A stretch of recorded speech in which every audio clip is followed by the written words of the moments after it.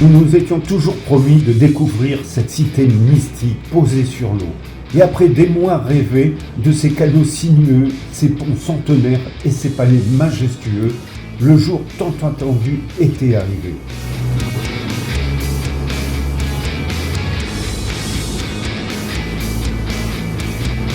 Après avoir pris l'avion à Paris et après un vol paisible, nous apercevons depuis le hublot les premières images de la Sérénissime.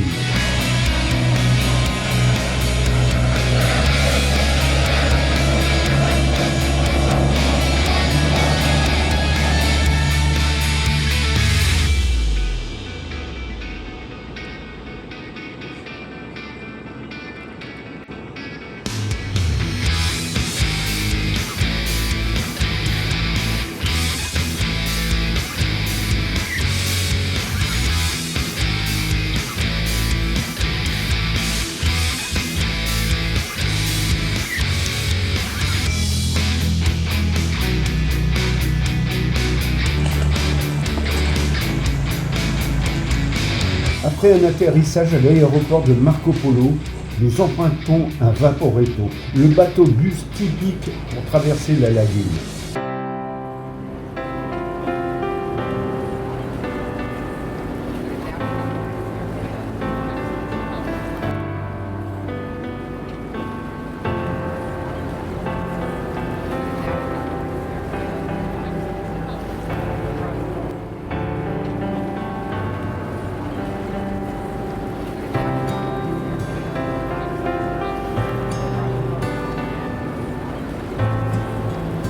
Nous pénétrons dans le labyrinthe liquide de Venise, glissant doucement sur les eaux scintillantes.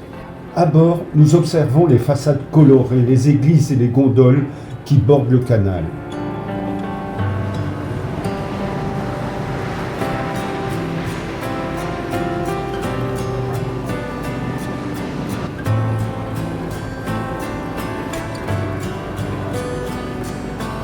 Le bruit des vagues contre la coque du bateau et les cloches lointaines ajoutent une touche magique à l'atmosphère.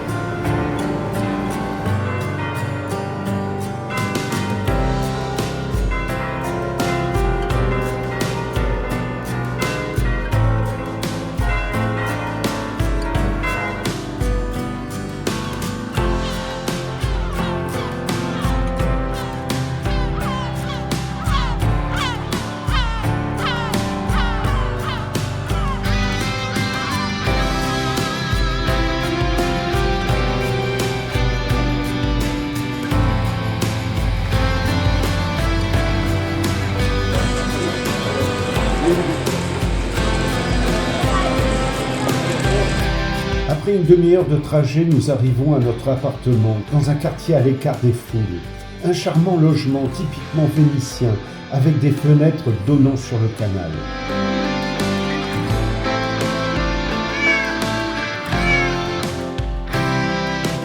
Les fenêtres laissent entrer la lumière douce de l'après-midi. En contrebas, une gondole passe tranquillement, reflétant le rythme paisible de la ville. Venise est désormais à nous, du moins pour quelques jours, et nous sommes prêts à nous perdre dans ses mystères.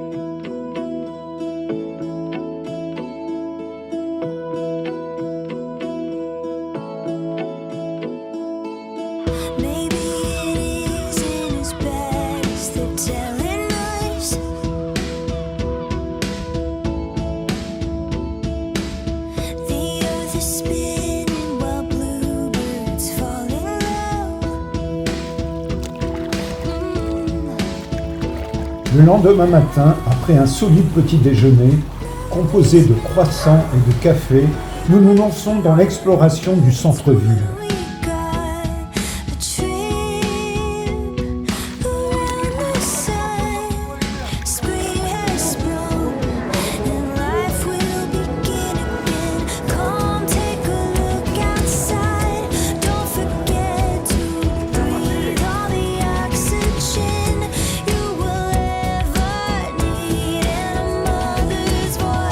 Nous commençons par la célèbre place Saint-Marc, où s'élève la majestueuse basilique Saint-Marc.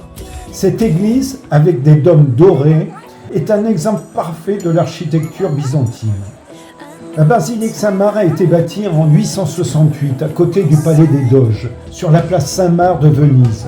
Sa façade très richement décorée offre un véritable voyage hors d'Italie, avec des matériaux provenant des contrées éloignées. Ses couleurs qui détonnent et ses colonnes antiques. On peut y apercevoir de nombreuses sculptures d'époques variées, avec notamment 4 chevaux de cuivre doré. Des copies car les originaux sont à l'intérieur du musée Saint-Marc, qui furent rapportés de Constantinople en 1204.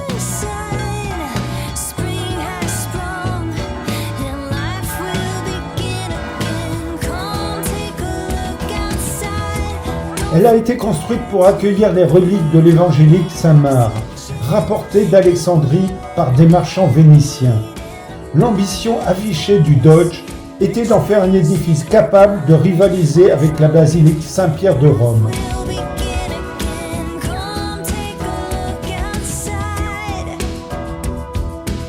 À l'intérieur, le sol est couvert de mosaïques décoratives. Les murs et plafonds sont couverts d'incroyables mosaïques sur fond d'or. Elle couvre une superficie totale de 4240 m², pour ce qui constitue l'un des plus grands ensembles de mosaïques au monde.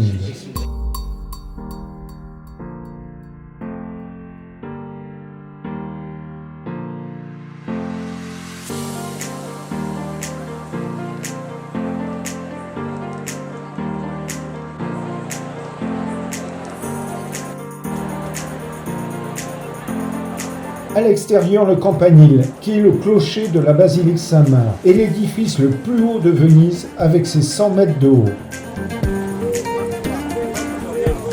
À l'origine, il s'agissait d'une tour de guet, depuis laquelle on avait une vue imprenable sur le port. Sa construction a débuté au IXe siècle pour s'achever fin du XIIe siècle.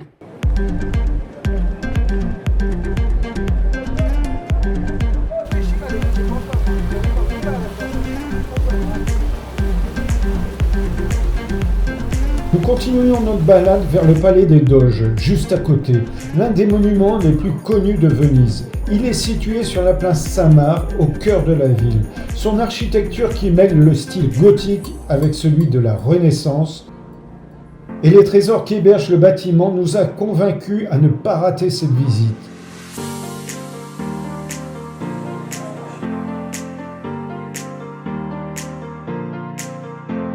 Le Doge était le magistrat en chef et le dirigeant de la République de Venise.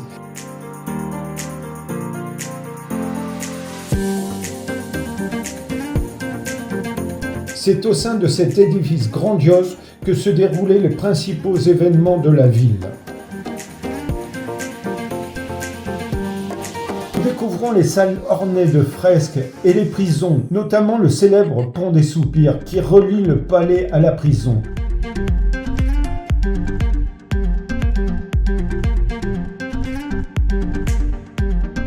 Contrairement aux autres ponts de Venise, le pont des Soupirs a la particularité d'être un pont fermé, avec des murs et des fenêtres grillagées pour éviter que les prisonniers ne s'échappent, mais aussi pour les cacher à la vue des citoyens respectables de Venise.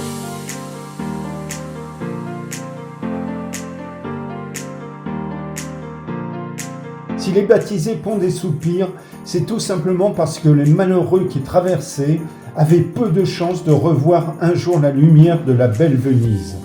Leurs soupirs de regret et de remords hantent certainement encore les couloirs de ce pont.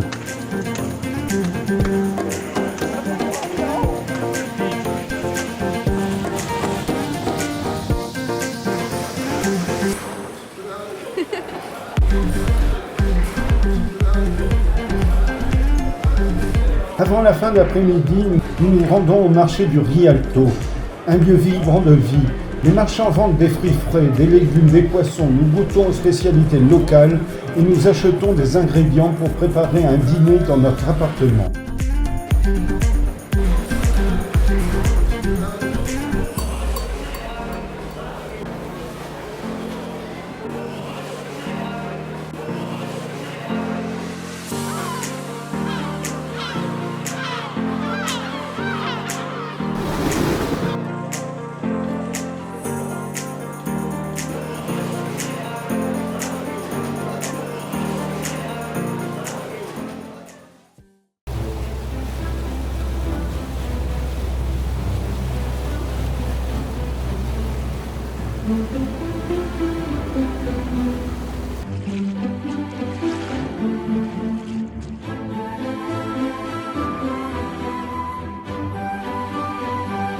Après un petit déjeuner rapide, nous quittons notre appartement. Les rues de Venise sont encore paisibles à cette heure matinale, les touristes n'ayant pas encore envahi la Sérénissime.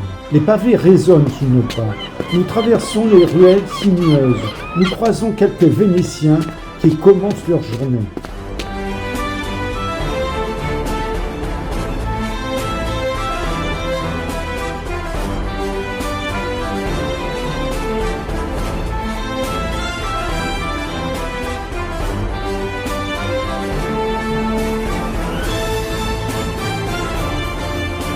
Arrivé à l'embarcadère, nous montons à bord d'un bateau qui nous mènera à notre destination d'aujourd'hui, l'île de Burano.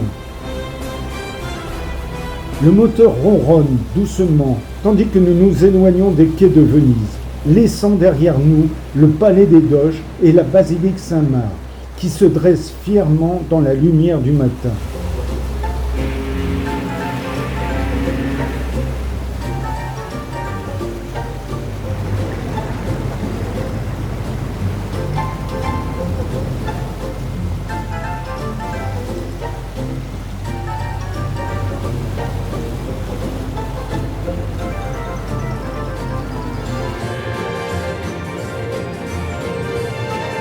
Le voyage à travers la lagune est un spectacle en soi.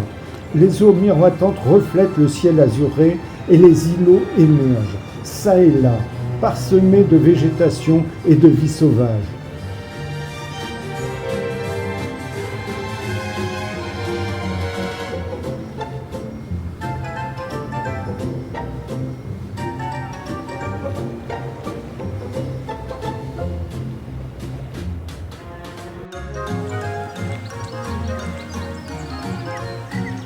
Au bout d'environ 45 minutes, nous accostons à Burano. Dès notre arrivée, nous sommes émerveillés par l'explosion de couleurs qui nous accueille.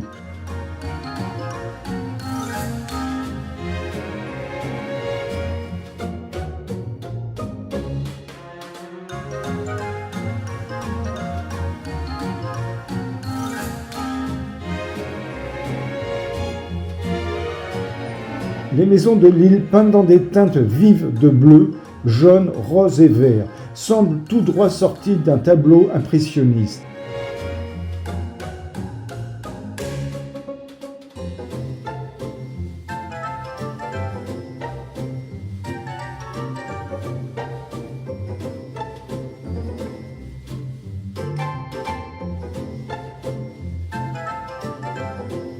Les rues sont bordées de canaux tranquilles où flottent les barques amarrées et les ponts de pierre ajoutent une touche pittoresque au paysage.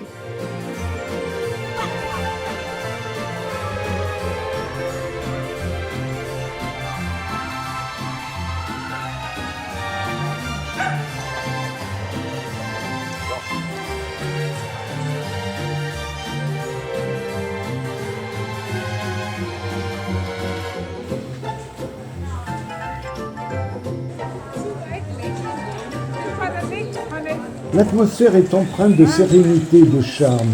Les terrasses des cafés commencent à se remplir et l'odeur alléchante des plats de fruits de mer flotte dans l'air.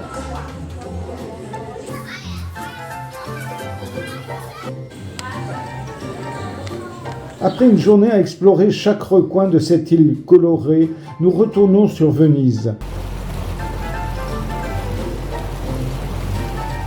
Alors que le bateau s'éloigne de Burano, le soleil commence à descendre à l'horizon, peignant le ciel de nuances d'orange, de rose et de violet.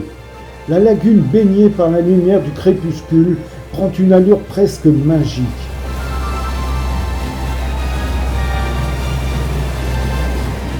De retour à Venise, les lumières de la ville se reflètent dans l'eau des canaux.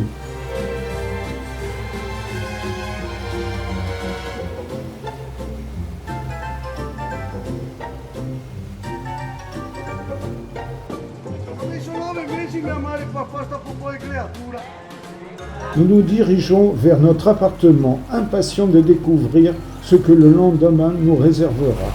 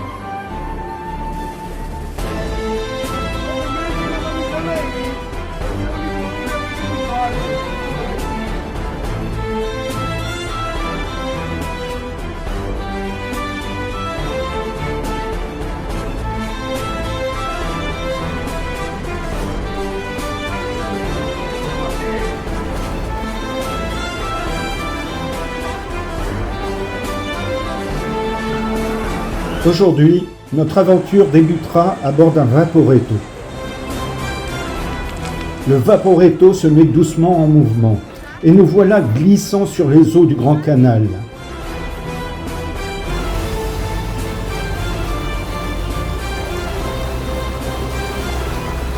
Dès les premiers instants, la beauté de Venise se dévoile à nouveau à nous. Des palais majestueux se dressent de chaque côté. Leurs façades témoignent de siècles d'histoire. Les couleurs chatoyantes des bâtiments, allant des tons chauds de l'ocre aux nuances élégantes du marbre, se reflètent dans l'eau, créant un tableau vivant qui semble tout droit sorti d'une peinture.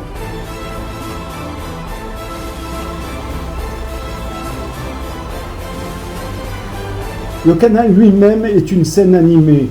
Autour de nous, les gondoliers manœuvrent habilement leurs gondoles, tandis que le Vaporetto et les bateaux-taxis créent un ballet aquatique harmonieux.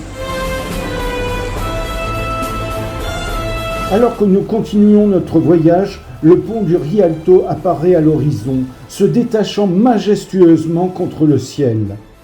Ce pont de pierre, avec ses arches gracieuses et ses boutiques animées, est bien plus qu'un simple passage au-dessus du canal. C'est un symbole de la ville, un lieu où les histoires du passé rencontrent celles du présent. À mesure que nous approchons du pont, nous remarquons les détails architecturaux qui le rendent si unique. Les arcades élégantes et les statues qui semblent veiller sur les passants, et les petites échoppes qui regorgent de souvenirs et de trésors artisanaux.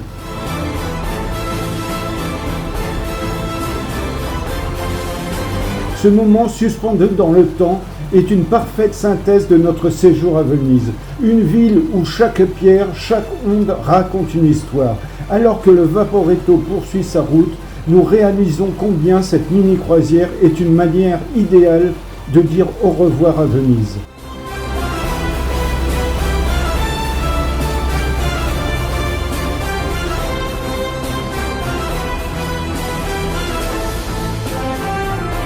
C'est une ultime étreinte, un souvenir impérissable que nous emportons avec nous. Venise, avec son charme éternel, n'est pas seulement une destination, mais une émotion que nous chérirons longtemps après notre départ.